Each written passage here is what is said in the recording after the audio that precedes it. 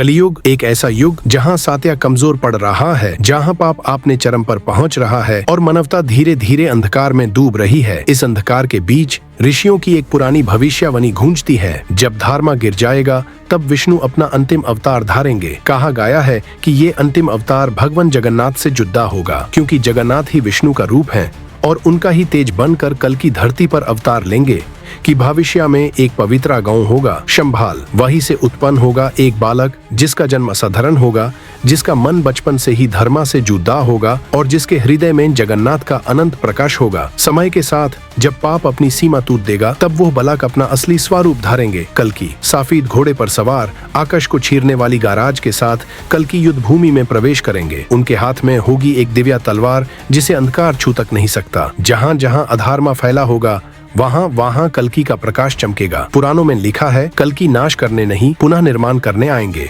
जब अंधकार का अंत होगा तब धरती पर एक नया प्रभात उठेगा, नदियों का पवित्रता लौट आएगी और मानवता फिर से सात्या के मार्ग पर चल पड़ेगी। और तब शुरू होगा एक नया युग, सत्या युग। कहते हैं कि इस नए युग का द्वारा कल्कि खोलेंगे, पर उनका मार्गदर्शन और शक्ति भगवान जगन्नाथ ही होंगे। जगन्नाथ का सुदर्शन जो समय के चक्र का प्रतीक है, यही बताता है कि हर अंधकार के बाद प्रकाश जरूर आता है। इसलिए कहा जाता है जगन्नाथ ही कल्कि का हृदय है और कल्कि ही जगन्नाथ के आध्यात्मिक शक्ति का प्राकट रूप। जब समय पूरा होगा तब युग बदलेगा, अधर्मा मिटेगा और जगन्नाथ का प्रकाश कल्कि के रूप में पूरी धरती को उजाले से भर देगा।